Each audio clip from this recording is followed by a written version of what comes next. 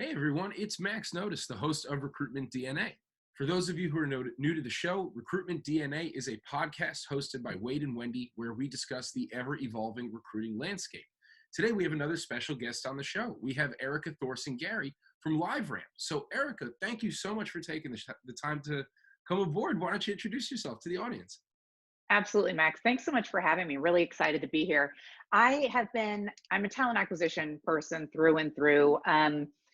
Just like everybody else, I fell into recruiting. Nobody goes in thinking, I'm going to be a recruiter, fell into it, and thankfully loved it. Have grown my career for too many years. We won't get into exactly how many years, but for quite a while that I've been doing talent acquisition, either as an individual contributor or leading teams, which is what I'm doing today at LiveRamp, and just love absolutely every single minute of it. Power to you. Yeah, I saw you've had an extensive career in talent acquisition. I mean, so that actually brings me to my first question. You've worked at a number of Fortune 500 brands, Bank of America, Otis Spunkmeyer, Target, and a number of others. How have working at those companies, those bigger organizations, compared to working at LiveRamp, which is certainly not small, but not necessarily that magnitude? Sure. What a great question. And it's amazing, right? So first of all, I grew up in Bank of America, right? That's where my first corporate recruiting job was. I was just learning things. So I just assumed that the Bank of America way was the way that things were done.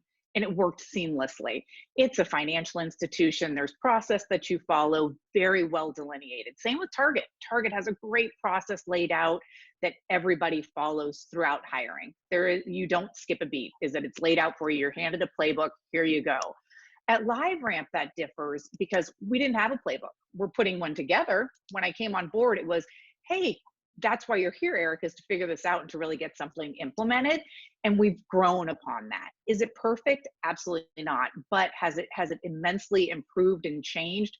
Absolutely. I'm really proud of what the team's been able to put together. What differs, again, not from just having a playbook in hand, but is the speed. Bank of America, it can take a while, right? Is that you have a little bit of bureaucracy for good reason. You need that in the financial institutions, right? At Blue Shield, same thing, is that there's some bureaucracy. You need to get through that for healthcare. In technology, when I first started, LiveRamp was 400 employees, give or take. Today, we're closer to 1,200. With that comes, you start off as the Wild West. You need to become something that's a little bit more tied down, that you have policies and processes in place. So we're implementing those. Again, not perfect at it, but much, much better than we were. So that's really where I see the biggest difference between those larger companies that I've been at versus LiveRamp today, is the process that's been put into place. That makes sense that you would be someone who they're targeting because you've seen how a watch is made to perfection. Mm-hmm. You've lived it, you've built it. Now can you come over here and help us? And there's not as much red tape for you to have Right. to worry about. Yeah. Well, from Yeah. starting with 400 people to now where you guys are today, you have over 1,000 people, right? Yep. Wow. Yeah. And that's globally. So when I first started, we'll call it, I mean, granted, I would love to say that my team, that TA hired all those people. We didn't. We did some acquisitions. We also went from a US centric company to more of a global organization. So now we have teams in APAC and EMEA. So that has grown our numbers infinitely. But it really has been quite a ride, going from that 400 employees to almost 1,200 today. And that's including some contractors in there too. Wow. So I can imagine it feels entirely different too. It does. But one thing that we have held really, really close to our hearts is the company culture. And that's something that I am amazed, because many companies aren't able to hold on to that. When you're a startup and everybody knows everybody else and everybody knows exactly what everybody else is working on, to go from that to a large company and a global company at that, you tend to lose some of that company culture. And we really haven't. And that's something that we want to make sure through every step of our recruiting process, as well as our onboarding process and our entire employee flow, that we hold on to. And we've done a pretty good job of it. Really proud of that.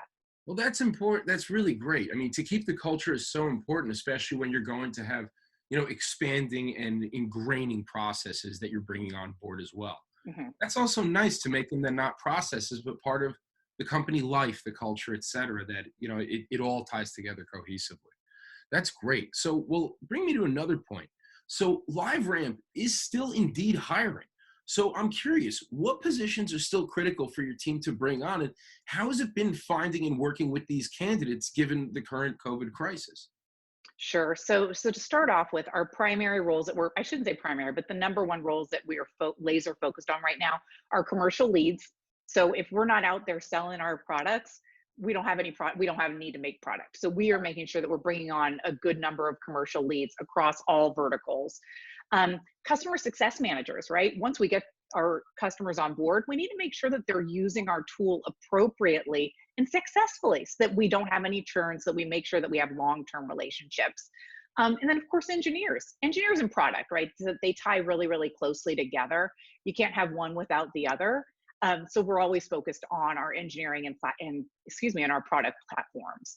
So those are our primary positions that we're hiring for today. If you had asked me this question a little bit over a year ago, our focus was different. That is when we had just gone public. So we had to build in an entire G&A function. Our parent company, up until we went public, they owned all of that. They had most of our finance, they had most of our HR, they had most of our, actually all of our procurement. So we had to build all of that. So our focus a year ago was a little bit different than today.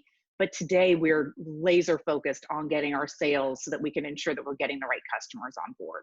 Wow, that's fantastic. So I mean, I was at Yext a few years ago. I was with them when they were similar, like 400 people, and then grew and went public and the whole thing. And I remember when I started, it was during the economic crisis in 2012. And I remember thinking, it's so interesting. Sales was the one position that was hiring, because, and then it kind of directed me. It's like there's a Henry Ford quote where he said, you know, more or less, the dumbest thing that companies do is in a time of peril, they cut their advertising. Then how is anybody going to know you're around? And it's, you know, maybe some companies, your strategy is to just go dark and just try to brace, you know, and hold on to your bank account. But if you have salespeople, then you need customer success people, because then what are you selling? And if you have customer success, you know, people bringing in more business still, not only is that a cool look for the company just after going public, that you're still hiring, that you're still growing, our culture is still live and electric, but then also that our product is still working. Like all through sales, through customer service, that it's like the bare bones. It's the absolute necessities to not only keep this alive, but to keep it growing. Can I ask you another question? So Absolutely. interacting with these candidates now, like I see so many salespeople getting let go of, so many salespeople still hiring. Is it different interacting with candidates than it was 2 months ago? Is it a different feeling? Absolutely. It, you know, not only from the way that we interact, but how they interact with us and how they learn about LiveRamp. 2 months ago, we'd fly people into headquarters, we'd have them tour around the office. We can't do that anymore. So now they get to see the backgrounds of our home offices. We get to see their spare bedrooms, right? Is that it's just a very, very different look and feel from that aspect. But it's really important still. The communication, or let me step back, is where we're finding is that we are getting a higher volume of applicants, right? So incoming flow of applicants doesn't necessarily mean that those are the A players that we're looking for.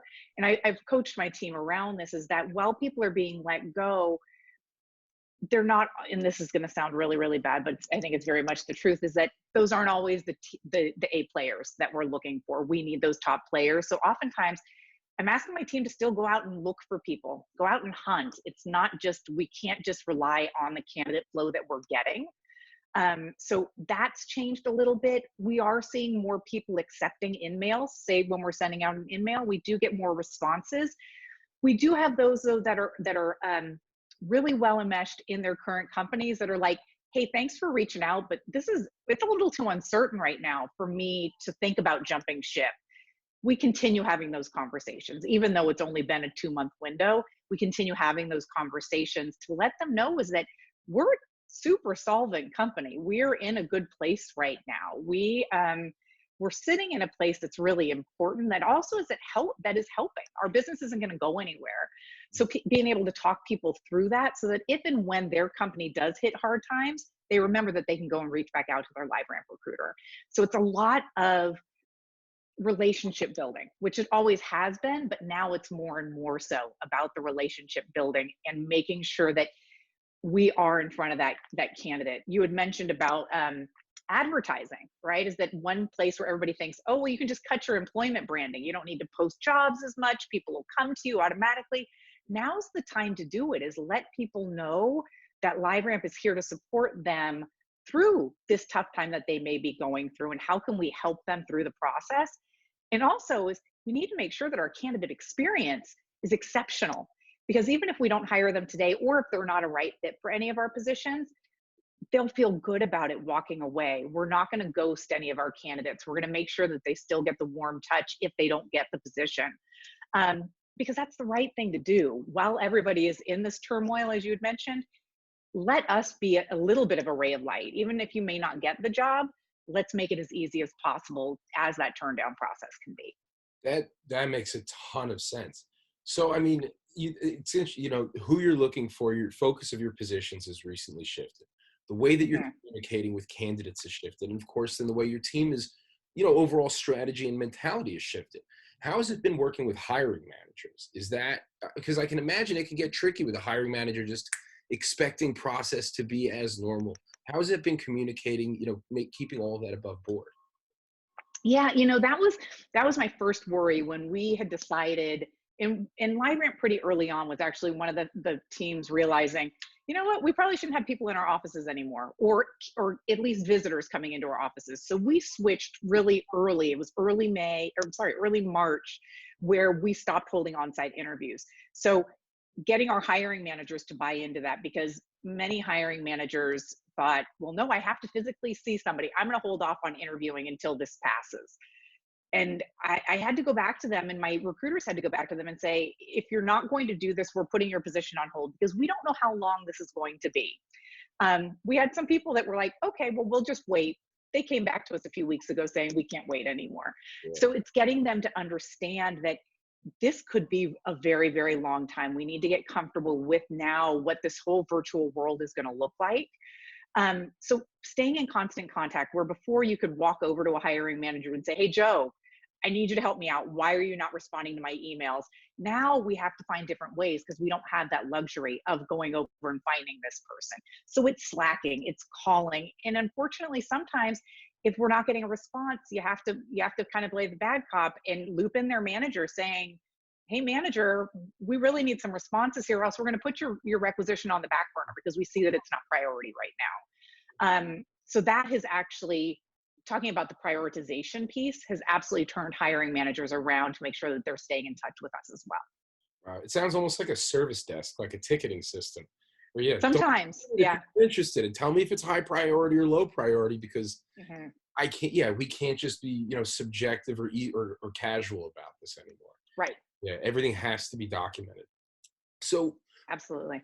Moving along with that, so how are you managing your recruitment strategy in the U.S. versus the U.K.? You guys had mentioned that you guys expanded as you were taking over there. So has the crisis affected the U.S. and the U.K. markets similarly, differently? How's that working? Really good question. And our hiring needs in EMEA have always been significantly different than here in the US, right? We're headquartered in the US. A majority of our hiring is done here in the US. The hiring in the UK is, I don't want to say minimal, but it is minimal comparatively to the US. So our strategy around it is different, is that we typically will go to third-party recruiters. I don't have a recruiter on the ground in EMEA or in APAC. We do go to third-party agencies who then partner with the HR business partner in each of those territories. And part of that is being simply because we don't have boots on the ground there from a recruiting perspective. It doesn't make cost-effective sense to put boots on the ground, nor to have somebody in the US handling hiring, let's say in Germany, where it's a completely different landscape, right? Is that that there's a 3-month window once you finally get an offer accepted that you still have to wait, right? Is that it's just a different landscape that US recruiters don't necessarily get. And I don't have the time right now to get them up and ready on global recruiting. Nuances is probably the best word. So we're still moving along in EMEA, just not as high volume as we have been. A lot of our growth in EMEA also has been through acquisitions. So about a year ago, we acquired another company in Amsterdam, which helped us grow within EMEA specifically. And we've continued to build upon that team. That's really, really, really interesting. Is there a difference in, I guess, is everything still kind of stalling on both fronts a little bit, or? A little bit. It's we've seen EMEA's hiring, I would say on average, we hire maybe 15 people a year, right? It's a much, much smaller contingent. Here in the US, we're hiring close to 350 annually. So it's just such a different story. But they are still working with the appropriate agencies that understand us and that we've done business with in the past.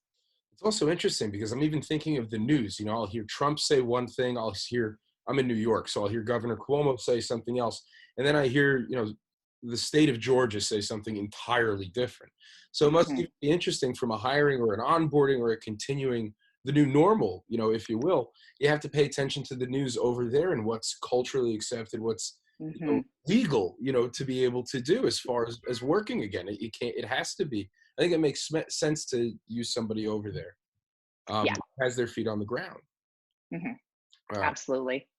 And we're much to your point is that, first of all, I think that everybody's listening to Governor Cuomo, honestly, is that I think that that's the voice of reason in many, many places. yeah, Um, and much, I think that here in California, we're pretty lucky that Newsom is leading us in the right way as well. But the way that the company as a whole for our territories outside of the US, we're really leaning on their local governments to help us guide what does it need to look like, right? When should we allow people back in their buildings? Specifically in APAC is that we are just whatever the government says, we go with whatever they say. We're not doing anything, whether it be more stringent or more lackadaisical. In EMEA, it's a little bit different, but we are really taking guidance from the local governments to ensure that we're doing the right thing for our people as well as for the candidates. yeah. No, that again, all totally makes sense. So, I mean, obviously, what's going on now is just like completely insane. No one really could have seen the significant and drastic effect that this whole thing would have. But at the same time, we're all kind of preparing for the new normal. What's that going to look like on Mhm. the other side? How is your team preparing for that? Are you looking at new technologies, new methods, new even work alignment or workflows? Yeah, really good question. And something that we've been looking at continually is like, how are we better using the tools that we have today, right? We've used a number of tools, probably not to the extent that we could. So we're really digging in deep to make sure, are we using them to the best of our advantage? Are we getting the right ROI out of them? One of them being HireVue, is we'd use that primarily for our university recruiting. So we'd send the link out for a HireVue interview to all of our intern candidates because there's hundreds of those. There's no way that we can get through phone screens for that.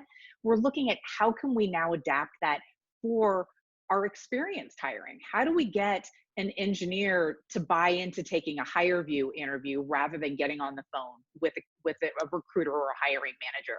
It's going to save them time. So we're working through that. We're also working through how do we make sure, because eventually our new normal will, at some point, we'll get back into our offices, right? Nobody can see their office space now. And as a candidate, you want to see what that office space is like. Yeah. So we have put together a virtual office tour. It is basically pictures of what each of the offices look like, what the amenities are, and all of that. In time, once we can get a person or two into each of the buildings, I'd love to build that out so it's more of a virtual reality. So people can actually go and feel like they're in the space so that day one, when they do get back into the office, they're like, oh, I've been here without really being here. So we're working on that. And we are trying to streamline our process is when you get people in person and you can do all of your interviews at one time in one fell 3 or 4 hour swoop. That's changing a little bit right now because people may have kids in the background or they may have a spouse that needs their phone or whatever it may be. So we're working through that it isn't necessarily a 3 hour window that people are sitting doing what we're still considering on-site interviews. They Mhm. may do half their interviews in the morning, do the second half in the afternoon so that they can have the break during the day so that they can go fix lunch for their kids or they can go take their dog for a walk so the dog's not barking. That's the new normal for today. In 6 months, that new normal may completely shift, and we're working towards that also. Point in case is we're looking at what is our internship program going to look like? Our interns are coming on board in the next few weeks. How are we going to handle that? These are straight out or still in school. They're not going to come into a building, right? So we're sending them off laptops and swag so that they feel engaged with LiveRamp. But how do we go above and beyond that when they're sitting at home by themselves or in their parents' garage? Doing this work without somebody to just turn to and say, hey, can you help me with this? they don't have that opportunity anymore. So it's a completely different path. And our UR recruiting team is really, they've been on the forefront of that to make sure that we are in making sure that they're engaged and that they're getting what they need to out of their internship, that it's not just an empty summer that they're spending with LiveRamp. Wow. I'm thinking like if I had it, I'm thinking of all the internships I had, like khaki pants are going to take a major hit if interns aren't able. Absolutely. No Dockers anymore. No doctors, no dad's belt. Yep. Wow. So you guys have been very proactive on this. Yeah, you have to be, Yeah. especially being so newly public and now really being in a spotlight. You have to be so Mm-hmm. proactive to keep things going. So I have to ask this. I mean, I work for an AI recruiting company. You work for an AI, an AI company as well. Does your recruiting team use AI at all? Is it being used in any? Is AI being used in any other part of the business outside of the consumer-facing aspect? Sure. We're not using it a ton. We've used Hire Tool, not with great success. And I think that that's because we didn't necessarily adopt it very well, right? Is that somebody went out, they bought it, and it wasn't adopted by the team, That's why we which need that's their success.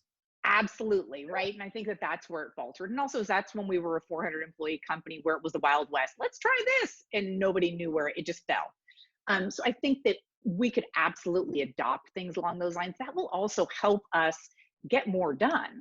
We aren't on the forefront of that though, unfortunately. It is things that's on my list of things to look into, because that will make my recruiters' jobs easier down the road. When I first started at LiveRamp, I remember talking about, we really need to look into AI. We need to figure out how this is going to work in what our then normal was. And I remember my sourcers looking at me like, but that's going to take away my job. No, it's not going to take away your job. It's going to supplement your job. It's going to make your job easier so that you can be more successful at what you do. And that's the unfortunate part about machine learning, is that people see it as taking away human jobs. And it's not necessarily. I think it's really supplementing and enhancing the jobs that we have today. Listen, you're preaching to a choir there. We see I know. humans plus machines equals your recruiting team is nothing compared to, what Right. Yep. All right. Well, very cool. All right, Erika. So that's really all I had for you here today. Again, thank you so much for coming aboard. Before we Thanks for taking the time. yeah, of course, please. Before we wrap up, any last words, any shout outs you want to give, any last bits for the audience? Well, I always shout out my team whenever I get an opportunity. I work with the best 20 people in talent acquisition, period. I would be totally remiss if I didn't say anything about them. They are an awesome group of people. But to those that are out there that may be between jobs, and I will put it that way, is that between jobs, because the next job's going to come, there's hope out there. And don't give recruiters the short end of the stick. You'll get some of those that will ghost you, but there are the good ones out there. Make sure that you listen to what the advice that they give you and run with it. You're going to find those good eggs. Absolutely. Awesome. And look at LiveRamp because they're hiring. Absolutely. Appreciate that. Of course. All right, Erika, thank you so much again. I'll talk to you soon. Awesome. Thanks, Max. Take care. Bye.